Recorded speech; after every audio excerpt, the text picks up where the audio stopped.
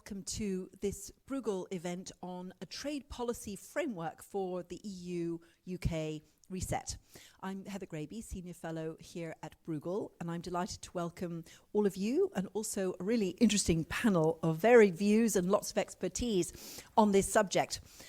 We've been through a lot of cycles in the EU-UK relationship over the past 10 years, and this is a fantastic moment to start looking not just at the security and defence aspects of the relationship, which have also been somewhat covered by Bruegel, but also the trade policy side.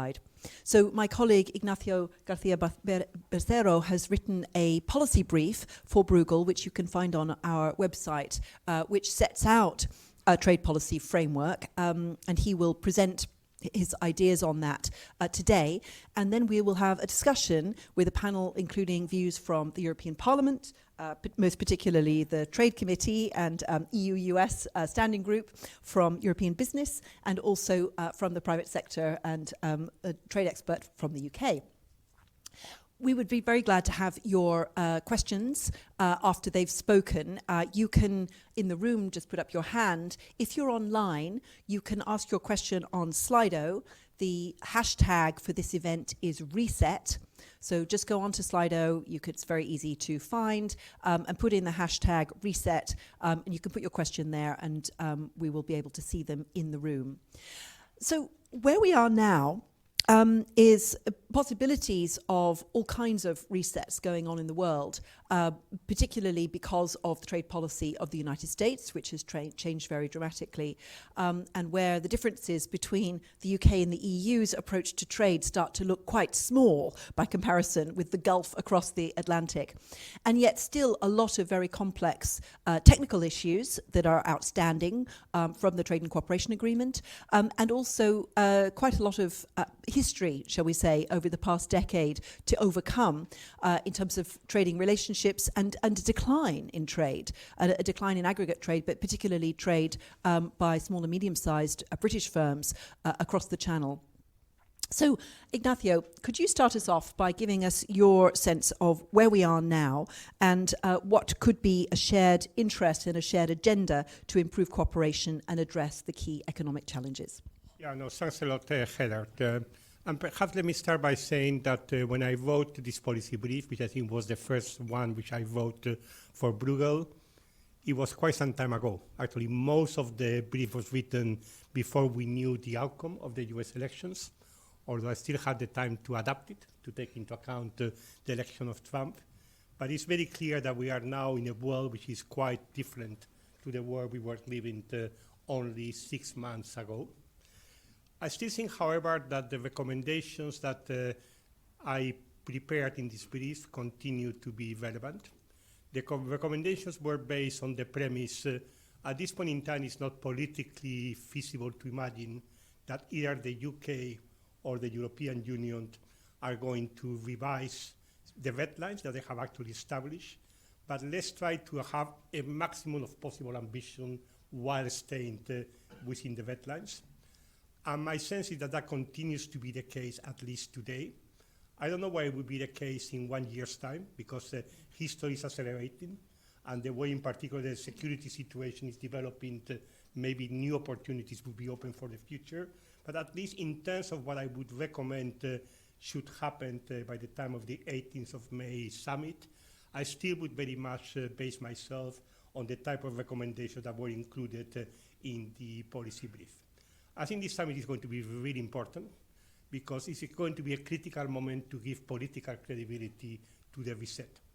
If the summit doesn't come out with a very clear agreed roadmap in terms of what both sides have agreed to do on trade, and of course trade is not going to be the only issue, there will be discussions about security and defense, there will be discussions about other topics, I will just concentrate myself on trade, but if the summit doesn't come with a very clear sense about what it is that both sides aim to do on trade, I think then it's really going to be a really big missed opportunity, and it's going to be difficult to maintain political momentum behind the reset. I mean, we are all living in a very complicated world, and there's a limited amount of energy that you can dedicate to issues unless both sides are committed to go in a certain direction. So for me, in terms of the outcomes of the summit, I would really classify things into two buckets. One is a series of legally binding agreements that complement the TCA. And for me, I hope that the discussions between both sides are sufficiently matured to identify 4 areas that should be part of these negotiations. The first one is perhaps the most obvious one, is the veterinary agreement, which has been indicated by the UK as a priority for the reset. And where in my view it is very clear that agriculture was one of the main sectors that was negatively impacted by Brexit. And there's a real scope to largely doing away with border controls on the agricultural products, provided that we are negotiating a veterinary agreement which is based on dynamic regulatory alignment, similar to the one which has been recently concluded with Switzerland. And another thing, it will be very important that the UK is very, very clear on this. I know that there may be some political hesitations, but at this point in time, it needs to be very clear that this is the type of veterinary agreement that both sides should be able to negotiate and which would have a significant impact on the trade on an important sector of the bilateral relationship. Now, the second group of issues is what I would call energy and climate. Now, on the issues relating to climate, I hope that at this point in time, discussions have advanced sufficiently for both sides to agree that it makes sense to link the emission trading schemes of both sides, so that once there is a link, there is no longer the need to apply border carbon measures on the bilateral trade. Again, this will be a very important trade facilitating the steps. But I think that, in my view, the issue of energy is much broader than the issue of the linkage between DTS. The current energy chapter in the TCA is, quite frankly, not fit for purpose. If you really want to encourage investment on renewable energy, you want to facilitate trade on electricity, where there's a huge potential for both sides, you really need to go for a more solid legally binding agreement on energy matters that complements the TCA, and which, in my view, and this might be controversial, should be as close as possible to single market treatment. Maybe single market treatment is not possible, but it should be as close as possible to single market treatment. This brings me, of course, to an issue which inevitably has to be there, and which is fisheries. I think, in my view, it should be possible for the UK to give a clear assurance that there is going to be a stability in terms of access to fisheries resources. This is what is going to be the big problem for 2026, because if there is no stability, then there will be no legal basis to guarantee access to the fisheries resources from both sides. And I think that the UK, in my view, should be able to provide such assurances as part of the reset. And finally, of course, there's the issue of mobility, which in my view has 2 dimensions attached to it. There should be negotiations of a protocol on youth mobility, but there should also be negotiations about how to facilitate business mobility, where there are provisions under the TCA that could provide the basis for improving also mobility for business persons. So these are, I would say, the 4 areas which, in my view, are sufficiently mature, where it should be possible for both sides to agree on a roadmap that would make it possible to start the negotiations after the summer break, with the objective of getting these negotiations concluded before the end of 2026. Now, that's going to require political engagement. It's going to require both sides to be able to monitor the progress on the negotiations at the highest political level, but it's perfectly doable. I mean, there's no reason that both sides are not politically sufficiently well aligned why this is not something that could not be achieved by this type of deadline. And it will give, in my view, an important signal of confidence that there's a willingness to go beyond what happened in Brexit and to see how to build upon the TCA. Now, for me, however, these legally binding agreements is not everything that needs to be considered. I think this is also an important opportunity for the UK and the European Union to see themselves as close strategic partners, and that's what I think it would be. That's what I think it would be important that leaders at the same time give a mandate to their ministers to focus discussions on how to identify reinforced cooperation on 4 areas. One is WTO reform and economic security. And on WTO reform, I think it's going to be important for credibility purposes that the UK decides to join the multi-party interim arbitration agreement to give a clear signal of support for WTO reform on dispute settlement. The second area will be climate diplomacy. If the UK and the EU link their ETSs and apply border carbon measures, it will be very important that they reinforce also cooperation with third countries on carbon diplomacy, on carbon pricing, on carbon accounting, on climate finance. The third one is industrial policies. I was listening yesterday to a presentation made by Nick Thomas-Symonds in Cambridge about the UK-EU reset, where he argued that there was a lot of interest in what the European Union wanted to develop in the competitiveness compass. And I really think that it will be very important there is a good dialogue between the UK and the European Union on issues relating to industrial policy, subsidies, procurement. Potentially there could be tensions between both sides, and the more that there is a dialogue on this issue, the more that those tensions could be avoided. And last but not least, I think that should also be reinforced cooperation on digital regulation and AI.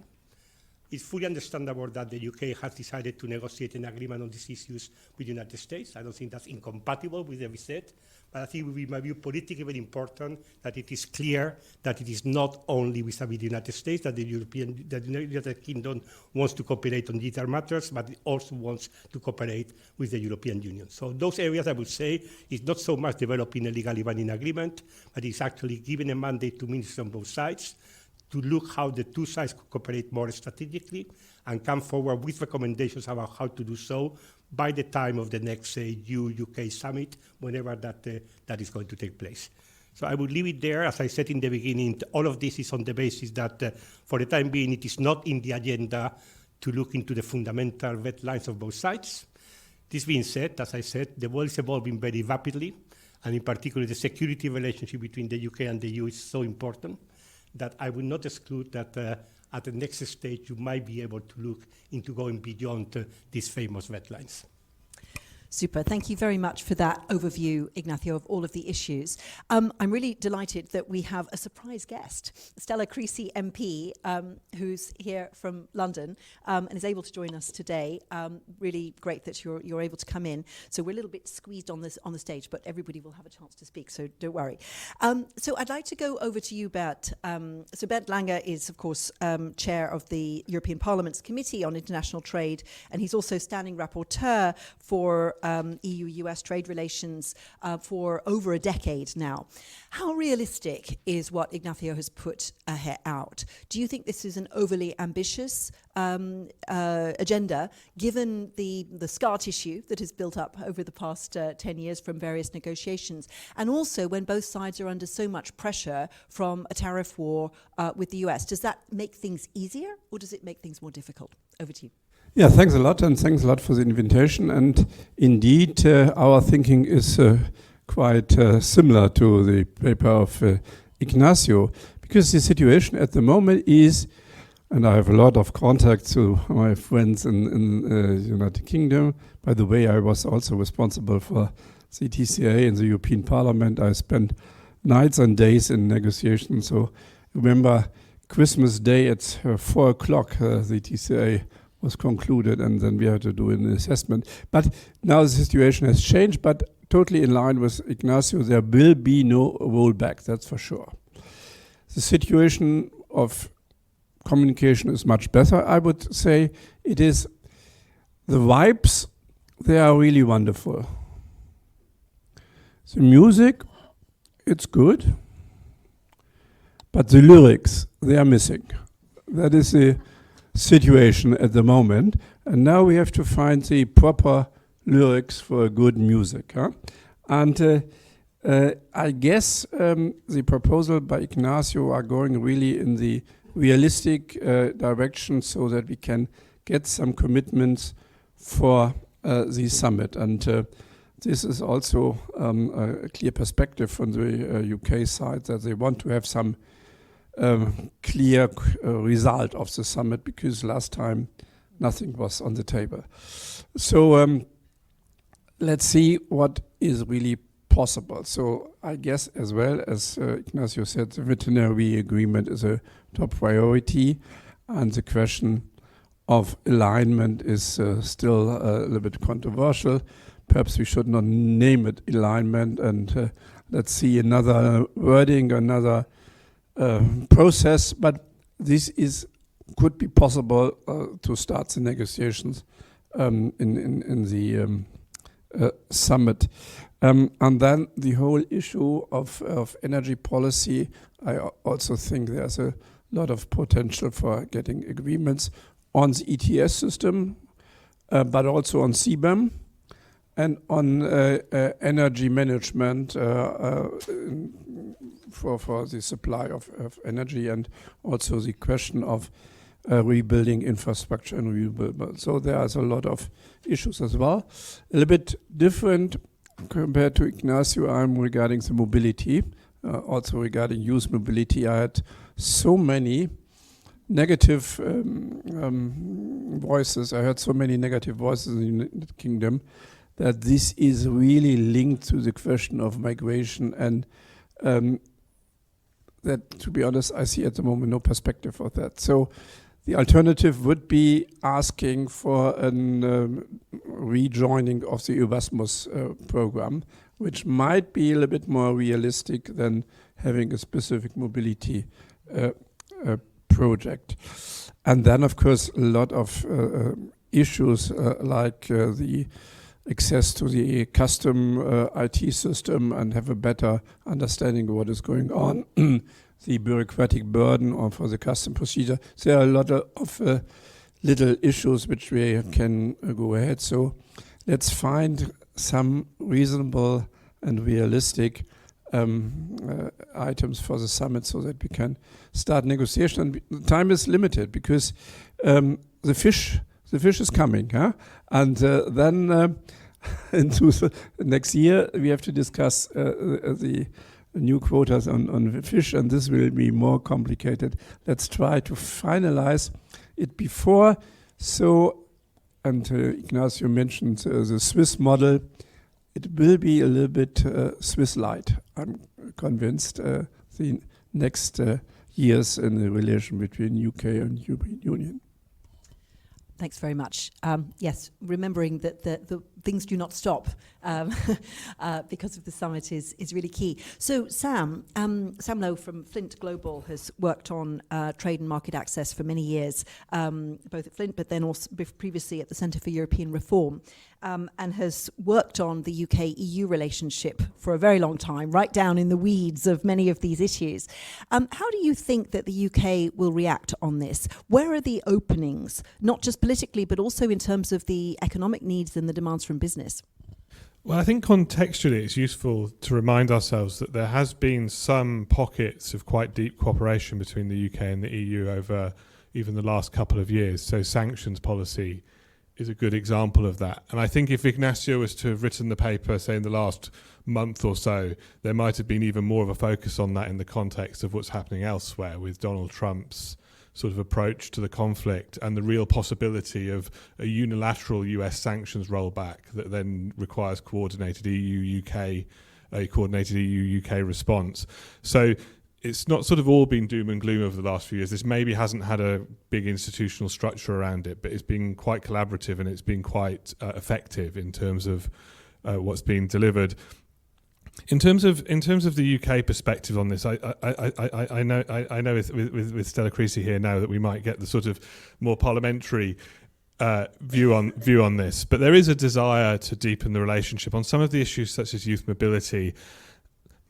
It's one of those sort of absurd things where if you're sort of aware of some of the agreements the UK already has. I mean, the UK already has youth mobility arrangements with Japan, with South Korea, with India, with Andorra, with Iceland, Uruguay. So there's a question here, I think, of design. The proposal that the European Commission put on the table, which from my perspective was largely designed to stop individual member states from negotiating with the UK bilaterally rather than particularly focus on the UK, is probably a bit too maximalist for the UK to weather, particularly in relation to, for example, the fees that students pay. I mean, one of the examples I give here is that even people from the Isle of Man have to pay international student fees, so it's a bit tricky to extend home treatment to the EU, but I hope there's a middle ground there. But beyond that, I mean, I do have this question as to how maximalist you can go on to any of these proposals, because the other issues that have been raised but maybe haven't been listed by Ignacio, by the UK, is so mutual recognition of professional qualifications. Everyone who follows this knows that there's already a framework within the TCA. Everyone who follows this knows that mutual recognition of professional qualifications in the context of free trade agreements never really works very well. But there are examples out there of it being done better. So, for example, the UK's agreement with the EEA-EFTA states, well, Norway, Iceland in particular, the burden of proof on mutual recognition of professional qualifications is flipped. So the qualifications are accepted unless there's a good reason not to, which is the reverse of the TCA. So you do have these examples out there. I mean, that agreement's also got some other interesting examples, given it is an agreement between the UK and countries who are ostensibly at least a part of the single market, in that, for example, roaming still exists, which doesn't in the UK EU agreement. But beyond that, I think to Bernd's point, there are some very precise things that businesses raise that maybe aren't necessarily vocalised in the conversation. So mutual recognition of conformity assessment. This is the ability for testing centres in the UK to be recognised as being able to certify products produced in the UK meet EU standards. The EU has lots of these agreements with non-FTA countries. It has it with the US, it has it with Australia. And those agreements go further than what exists in the TCA, and that was largely because there was a fear that the EU's testing industry would remain offshore, so it had to be cut. So there's a question of whether you can go maximalist on that to deepen it, or if you can be more product specific. So one is pharmaceuticals, where there is some recognition of good manufacturing practice, which means there's recognition that the production centres in the UK can be certified as being able to produce products to EU standards. But for example, in Israel, with the EU-Israel arrangement, you have recognition of batch certification, so that the products produced to meet the conditions to be placed on the EU market. And the reason I raise that is that that goes beyond economics. It goes into health policy. It goes into the idea that you want to sort of deliver for citizens. And for example, this could be extended to recognition of clinical trials. I'll start with one. I'll finish with one further sort of. I like going micro, so apologies for this. But in terms of things that are coming up, the EU's customs reform and the removal of de minimis treatment of parcels, business-to-consumer parcels. Obviously, this is largely targeted at China. But in terms of the other country that's quite impacted by this, it will be the UK, and it will be SMEs. If you think, and there's a question for me, because the TCA contains provisions that simplify the origin provisions for business-to-consumer parcels for EU to UK movements.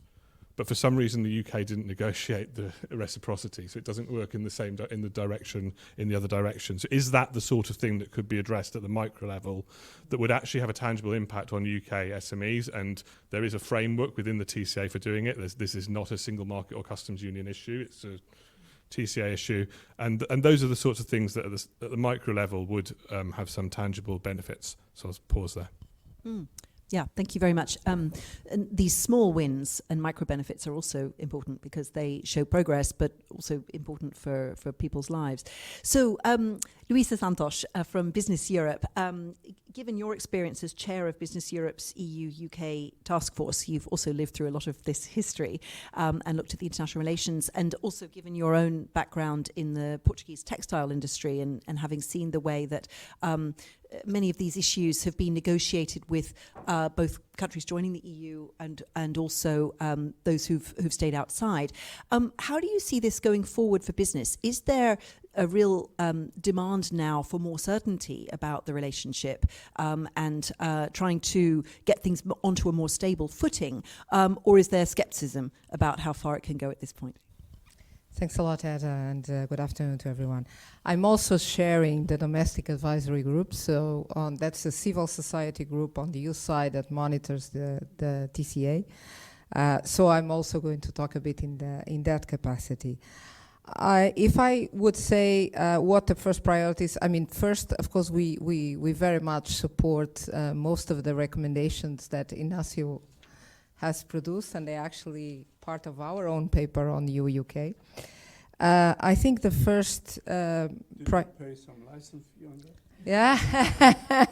we can advertise one of Sam's publications. Exactly, as well. It's okay. exactly. The more, the merrier. Exactly.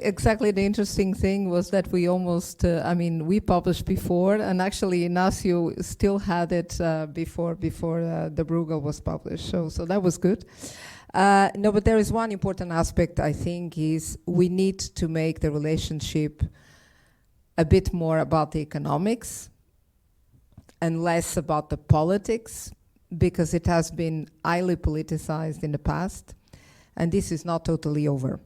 We still have a lot of, the previous grievances during the Brexit negotiations still looming in many of the discussions, and I think this is an important step we need to go over. I mean, it is improving, but this is still an issue and preventing us from advancing in certain areas.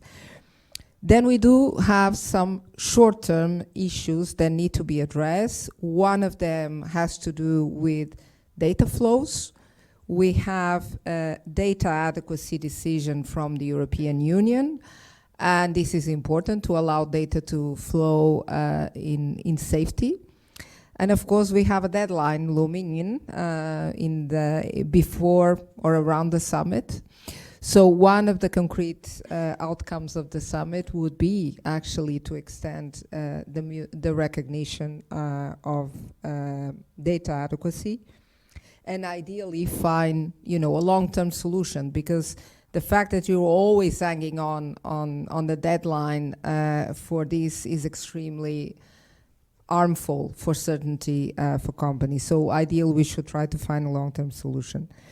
Then definitely we agree that we need to do more on mutual recognition and regulatory cooperation. I mean, there's a lot of legislation that has been passed in Europe, also in the UK, both in the digital sphere, but also on relating to decarbonization and Green Deal.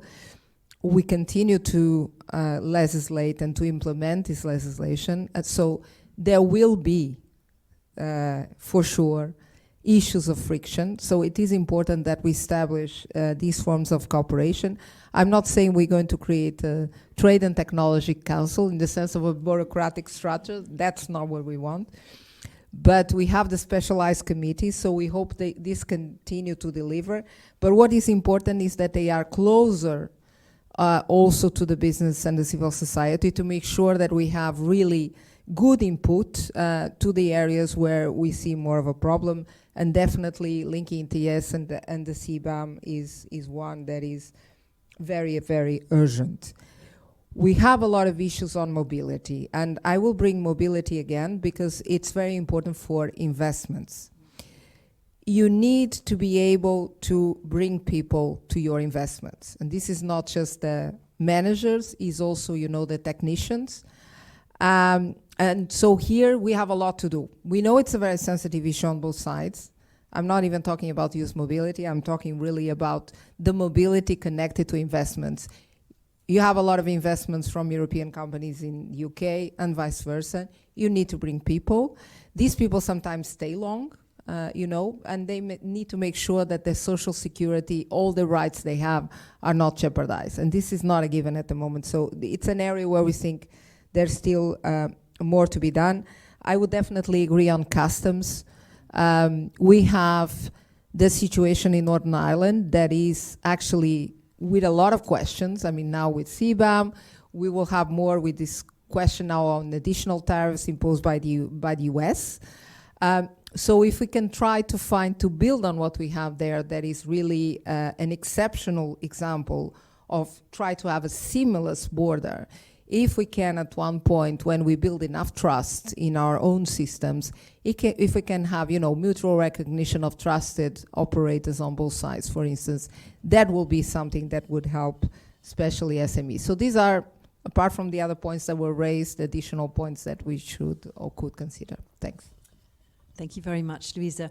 So, Stella, as a member of Parliament, I would imagine it's difficult to agree with the idea don't worry, it's on, that it should be more about economics and less about politics. But economics does tend to affect politics in a rather big way. How does it look to you, both from the point of view of your constituency, also the debate that's now there in British politics about not just the EU, but about all kinds of other issues, like European allies on security and, of course, the US? Well, let me just start by prefacing, as much as I'm a fan of the work that Ignacio is doing, I am not here by accident. I'm not so keen that I got on a train this morning and thought I must be at your event. I've just come from the end of the Parliamentary Assembly, the first one reconstituted to review the TCA, of which I am a member. And I'm an anathema as a member, because there are only 2 of us who were members of Parliament this time last year. So the whole of the delegation is pretty much new MPs. And that matters, because you are right. One of the challenges in this is that we have some very old history and very scarred memories that still affect people's ability to negotiate. Ben, let me take your challenge of the song. I promise you, I'm trying not to be Ringo in this conversation, because I do bring good news from the Parliamentary Assembly. The songs are different. The music is different. There is the words of cooperation, with the honourable exception of Lord Frost, still, and I say honourable because I respect entirely his position to be a sort of kamikaze pilot, determined that there must still be isolation. But actually, on the whole, both the changing geopolitical concept and the changing economic concept have brought people to the table in a way that I have not seen. As somebody who I also am the chair of the Labour Movement for Europe, I've spent a lot of time now looking at this, to hear new voices, new concerns, and a growing agreement about the damage that has been done to both sides about the status quo. It is frankly remarkable how much both what is happening around the world and what is happening in America, but also what is happening in Russia, has concentrated minds, and the value of cooperation has come to the fore again. And I think that is something we should celebrate and acknowledge. And having come from the Assembly, it was a consistent theme in what everybody said. It has opened up people's thinking. To give just one example, literally a week ago, the thought of coordinating on soft power as well as hard power, on working not just on defence and security, but also on our humanitarian efforts, was not part of the conversation. It was there today, and it was coming from the UK government. Things are moving very quickly because people recognise we have shared interests and shared concerns. What does that therefore mean moving forward? I think Ignacio's paper is absolutely a roadmap we can follow. Also, it's the first time, frankly, that I've heard both sides talking so openly about the economic impact of the TCA and the damage that it has done, and the trading opportunities that we've lost, and the barriers that we must address. So certainly there is a song that you and I, Bernd, would want to sing together about the need to reduce those barriers. What does that mean? Again, 6 months ago, did I think we would have not just the SPS deal, but also the Pan-European Mediterranean Convention on the table as something people are talking about, and talking about warmly? That came from the top as well. Absolutely. The question of CBAM and the emissions trading, because of it, the impact on businesses as well as the impact on our exchequer. I think more fundamentally, for me, as somebody who has tried for some time to encourage colleagues not to open a conversation with red lines, but to open a conversation with an inquiring mind, very little of that conversation was part of the discussion. And crucially on youth, we are now calling it youth opportunity. And for me, as somebody representing a country where 1 million young people are not in education or training, we are centering the value of apprenticeships. Now that really matters, because yes, absolutely, there probably is a conversation about Erasmus, but understanding that we are all coming from a situation where our economies are struggling with different challenges, where our exchequers are making difficult decisions, and how we invest in that future means thinking about the voices that we have not heard that may well be a barrier to change. And certainly from my perspective, the young people for whom an apprenticeship is possibly the way forward is a new part of that conversation, and a very welcome part of that conversation, which gives me more hope than perhaps you might have that actually it is going to be possible to find a way forward on youth mobility, and that in itself will open up a conversation about the conditions of mobility. As Sam says, we are saying very clearly in the British Parliament, this is not freedom of movement. We have schemes, we have things we can learn from, but actually we have challenges that are broader than just our young people. I would also say it was interesting and striking to me that the conversation about de minimis was happening this morning and our VAT schemes. What does all that add up to? It adds up to hope. It adds up to hope that actually not just the grown-ups are in the room, but there's an understanding, a greater understanding, that as much as we fought battles in the past, and we cannot apologise enough for having a Prime Minister who could not tell the difference between a friend or a foe, we can move forward. What does it mean next? Like the Beatles, they needed George Martin. We need to keep the conversation going. We need practical, ruthless solutions that recognise where we're at, that are politically sensitive. That's where I think Ignacio comes in with the work that he's been doing, because we know this is very much about May and what we can make sure is on that summit agenda. And in that sense, I come, and it's my final point, with hope and expectation, because I know that the ETS scheme is on the agenda. It was not something we were talking about 6 months ago. I know these broader conversations about trade and climate and security and aid are beginning to happen. The more we can sing those songs, the more we can encourage those notes, the more we can give material that helps that, I think the better. But if I come with any message at all, is that I've come from the most positive conversation we've had for some time about the possibilities of a future relationship, then perhaps Lord Frost may be a little bit disappointed and singing a bit of a plaintive song as a result. But I suspect this is a room that would recognise the value and benefit of that conversation to our shared future. Thank you very much. We could maybe, if in Beatles terminology, think about it. We're moving from She's Leaving Home to Imagine. I'm just relieved you didn't call me Yoko. Yeah, exactly. Okay, this is Bruegel. We don't normally go into to song analogies, but still, with the EU-UK reset, there have been moments when we really need to sing a different tune. So we've got quite a few questions coming in online, and I would imagine that there are some in the room. So I'd like to start in the room over here, and then in the front row. You need a microphone. You okay?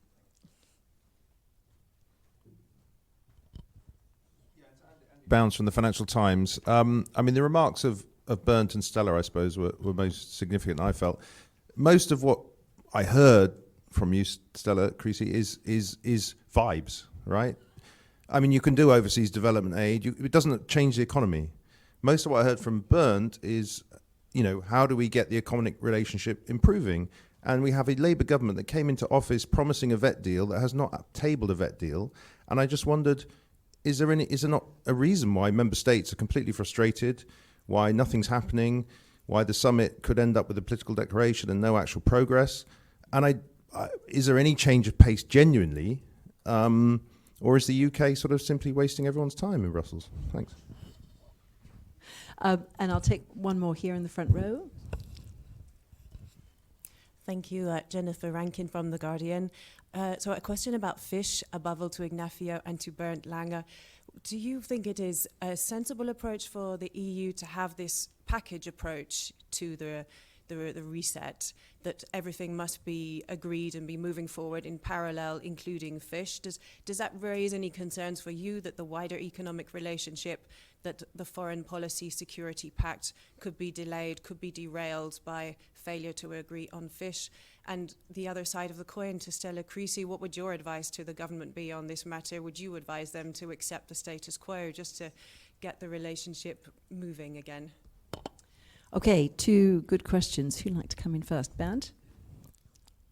Yeah, of course, the new government has to be installed, and I was in London in August or September roundabout, and the team building, the strategy, and so, and it is quite intensive exercise to have a new government after such a long period of conservative government, and therefore I'm really not so pushing that nothing is really on the table until now. So I could also accept the first summit, which is only a summit of holy words. But now we have to look what was really necessary for improving the economy. And the figures in Ignacio's paper are quite clear how this is really the Brexit and the burden, the bureaucratic burden, and so it's harming the economy. And therefore, we should do something to give a UK perspective for sustainable growth, but the European Union as well. So let's focus on some elements which could be solved, and we could start the negotiations. The veterinarian issue is important. CBAM, ETS, energy supply, and the management of energy supply is also a crucial one. So this would be some priorities from my side. Regarding my experience of the negotiation with the TCA, don't combine anything with the fish negotiations. Let's really be clear on the most important issues, and then we will see what the hearing will happen.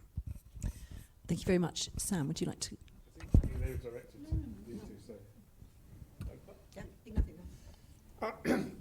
Well, first let me answer to the question from Jennifer. At least as far as the economic aspects of the relationship is concerned, I'm convinced that the best approach is a single undertaking approach. I mean, there are basically 4 core issues that need to be tackled, which are inevitably interconnected politically. What we do on the veterinary agreement, where I really hope, Andy, that there will be ambition and clarity that comes out from the summit, where we can have a more stable basis for investment in the energy sector. Let's demystify fish. The issue where one is expecting some clarity from the UK is continuity of access to resources, which expires in 2026. So I think it's a very reasonable request to have clarity on that point coming from the UK, and then the elements relating to mobility. On those issues, I think there are issues which are complex, which they have a political backing, in my view, can be negotiated as a single undertaking. Between sometime after the summer break, when the Commission has obtained a mandate from the Council, and some point in time in 2026. Now, you have also raised the question about the cooperation on the foreign policy and security. On that, I would be agnostic. Whether you need to link it or not, there are different views on that among the member states. I don't think it is critical to have those issues linked, or to be very, very clear. The really important issue on security is not going to be a joint declaration on diplomacy, cooperation and security. It's going to be the action on the ground, which is going to be developing in connection to the situation in Ukraine. I think that is much, much more significant, and that's why I think the closer there is cooperation between the UK and the EU on those hard security challenges, the more that, in my view, one will also create a better basis to enhance the overall relationship. And that is much more important, in my view, that at one moment in time you issue a joint declaration on cooperation on those matters. Andy, I've been called many things in my life, but a vibe, that's a new one for me. And I disagree with your pessimism, not because I have drunk the Kool-Aid, but because I've seen that there is meaningful change, both in terms of the debate within the UK, where the concept of collaboration has become something that actually people recognise is about mutual interest. Having left Lord Frost, who's just argued that trade numbers might be down, but actually trade is up really, it's just a question of how you look at it, a sort of glass half full or a completely different bottle of water that everybody else is looking at. The debate has moved from that space. It's moved into, there are very serious concerns. There's a recognition of the global uncertainty on trade that comes from the way in which the discussion is happening with America on tariffs, for example, that is also about security. So I see a meaningful step change in people's understanding and recognition that working with our European counterparts can deliver on many fronts, and the British public would like us to do so. I think within that, Jennifer, the point about fish, I'm sorry, I think I agree with him, it almost becomes a separate issue, but actually there have been many tests set, many points where, because of the history, people have said it will never work. But these are very new times, and I just ask for some space and some confidence, and I say, having come from a conversation that was completely different to the one we were having even 6 months ago about the possibilities of coordination, about the possibilities of change, actually that was being led by ministers. And if I'm not clear about that, that you will understand is where there was a different tone, a different expectation. Nobody's under any illusions that things could also get worse. I mean, it's worth bearing in mind, well, we're 8 weeks into the new presidency, and yet it's fundamentally changed all of our senses about the priorities and challenges and ways of working that we might have to deal with.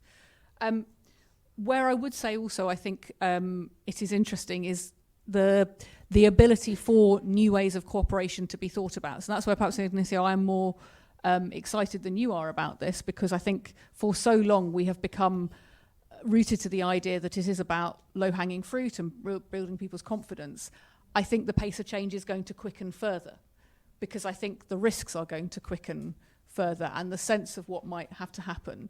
Why do I focus on international aid? Because actually all countries are struggling with how do you manage this alongside hard power, and yet we are the only country trying to do that outside of a circle when actually we could be working together and linking it to the preventative work that reduces the migration pressures that we face, for example. So there is a piece of work to be done about the story to be told now that the door has been opened to the principle that actually cooperation delivers results in the national interest.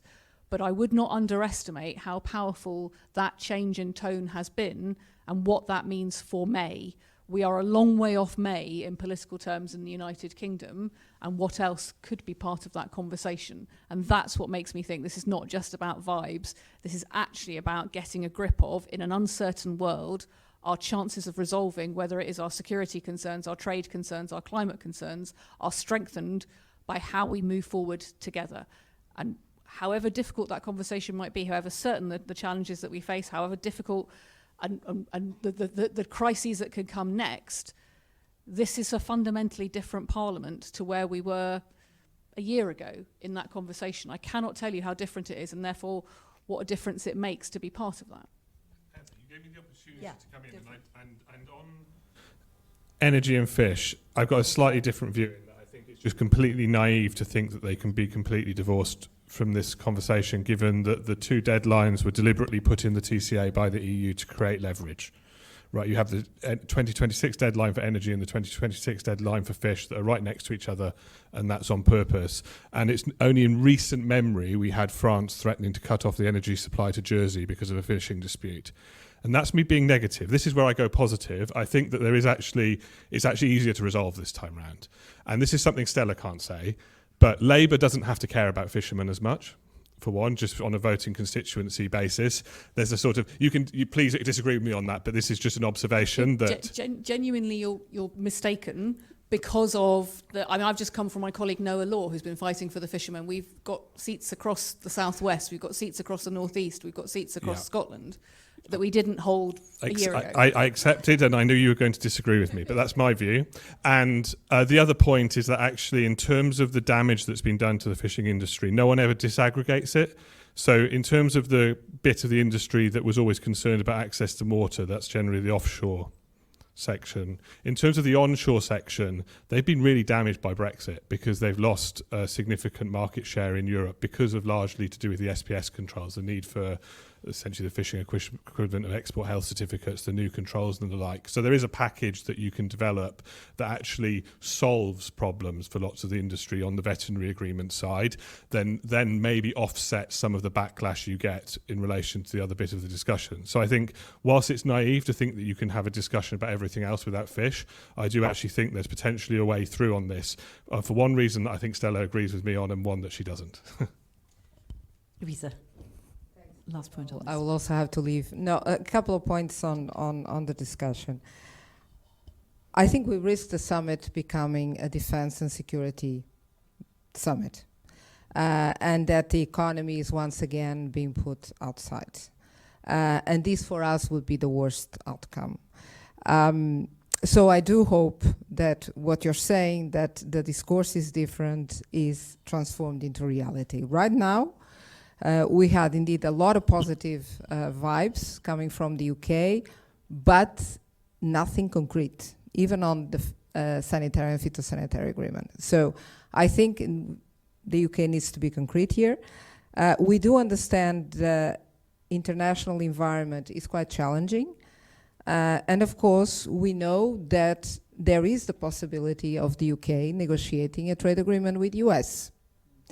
And of course, if this is the case, there might be some hard choices to be made. So we are in a moment where indeed we can go a step forward in the economic front, which we hope it happens, but we can also limit the relationship more to the security and defense side and then leave the rest apart. I hope not. So the business community in any case will be focusing on this, but I think it will depend a lot also on politicians really sticking to the word and delivering on the economic side. Thank you very much. So I want to bring in two of the questions online, and for those of you who joined late, the online, it's on Slido that you can ask your question with the hashtag reset. So this one about the US and the EU issue that Louisa just raised, says Keir Starmer says he's not choosing between the US and the EU. Is this middle way really viable in the long term? So I'd like to know your view on that. You know, is the idea of a trade agreement with the US remotely attractive at this point, and what would that mean in terms of the relationship with the EU? The other question is about the longer term, really. Why expend political capital on negotiating SPS deal, carve-outs and so on, if the Labour government is open to single market membership in the next parliament? I quote, that's the question here. So that's really about, you know, why expend political capital right now when if on deals that would make a difference now if there's the longer term prize of single market membership. But is that really something that's open? What are your views on these two subjects?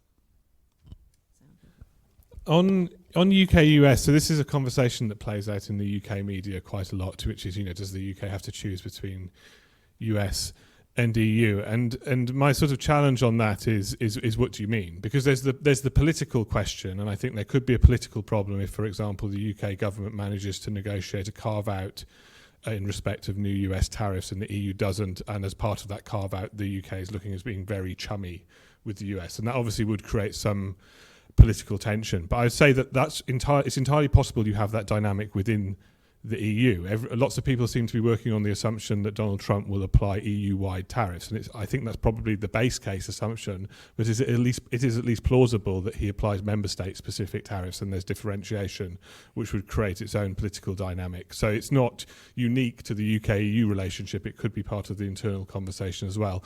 On the specifics, if you look at what Ignacio's laid out, and you look at what the difference both the UK and the EU has said, the only firm area where I think you could have a choice between the US and the EU is on veterinary agreement, where if the US asks for greater agricultural market access to the UK and asks the UK to change its sanitary and phytosanitary regime to accommodate that, that would obviously make a veterinary agreement with the EU more challenging. The UK doesn't want to make those changes. In terms of the conversation with the US, it is going out of its way to not just limit it to digital, but to limit it to the bits of digital where it's most easy to accommodate the US. So in a sense, that's a real challenge. I think there is then also, I mean, at some point Donald Trump is going to notice CBAM, and that creates a conversation there both for the UK and the EU. In a sense, it would probably be easier to have that conversation as one. So, but that could play into ETS linkage, although I'm always keen to differentiate ETS linkage and CBAM linkage because they're actually different things. And then the other challenge that I think will possibly come up sooner is in respect of Northern Ireland, where Northern Ireland has to impose the EU's retaliatory tariffs on imports into Northern Ireland while hoping to be treated by the US as UK for the purpose of exports if there is differentiation where the UK has a beneficial relationship. There are caveats to what I've just said to do with rebates in Northern Ireland and companies being able to claim the tariffs back, but obviously I'm not sure the US is that details orientated at the moment. So it could create some discussions there, but that doesn't necessarily cause a problem for the UK-EU relationship. If anything, it points to the need for more coordination. Can I just add one point because I'm going to leave and to clarify. The main challenge will be precisely sanitary and phytosanitary measures. This is one of the things that the US doesn't like about Europe. It blames actually these measures for the fact that we are not buying so much agricultural products from the US. So this is definitely going to be at the center of the discussions, both with Europe and with the US. I'm sorry, I have to leave. Thanks. Well, I mean, it's just basically building on what Sam and Luisa have said. In principle, there's no reason to why the UK cannot negotiate an agreement with the US on issues relating to digital, which I understand is what is currently being explored. As I said, it would be good that this does not become an exclusive relationship with the US and that the UK also sees how to enhance cooperation on digital with the European Union. And of course, where a choice needs to be made very clearly is when it comes to a veterinary agreement. A veterinary agreement with the European Union would only be possible on the basis of dynamic regulatory alignment. And there, I think, in my view, the UK needs to make a clear choice in what direction it wants to go. And that's why I would be very worried if there is not a clear message on this issue coming from the summit. I mean, if the summit is very ambiguous about what is going to be done on the economy, if it is all about security, etc., then I would be very frank. I think the recess on the economic front is lost. I mean, this is the last moment when you can actually have some clarity of views about what both sides want to do in terms of their trade and economic relationship. And you need to have a sufficiently clear message coming from the summit, because that would be the basis for the Commission to go to the Council and to ask for a negotiating mandate. If issues are not clear by May, then in my view, the train has lost the station. And that comes also to this question, well, who knows what will happen in the next UK Parliament? There is a lot of time before then. But if you don't really start building at this point in time the basis for an improved trade relationship, it would be very difficult to imagine that something can happen in 3 or 4 years' time. And what really matters in the veterinary agreement is to be clear about the sense of direction, which includes dynamic regulatory alignment. Then the negotiators will see if there are a need for some exceptions. That can always be discussed. That's for the negotiators to see in the process of negotiations. I don't disagree actually with Sam or Ignacio and what they're saying. I would point to the fact that we have a timetable for our negotiations with the European Union. We have a series of conversations with America. One has a forward motion to it. Oh, sorry. One has a forward motion to it, and I think that in itself is a discipline.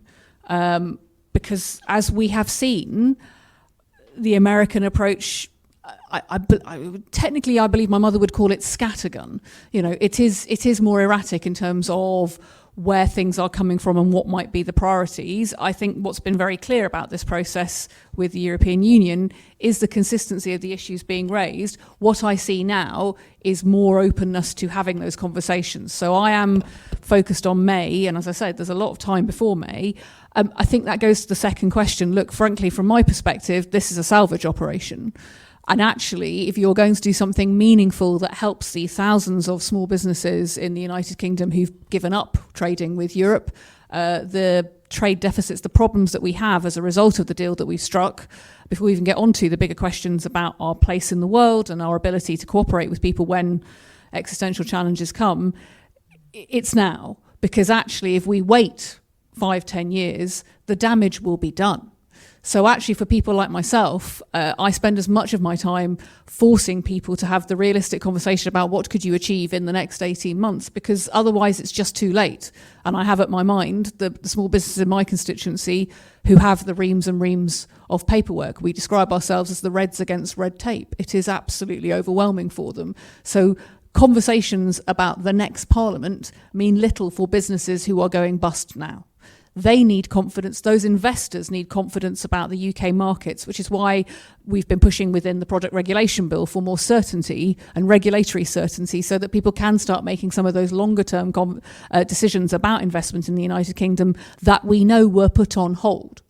And I think these talks and why that timetable matters is that I recognise fully if you are looking at the United Kingdom as a prospect, you are not looking to the next Parliament because you've been looking at the damage that's been done over the last 2 parliaments and wondering if it's still worth the effort.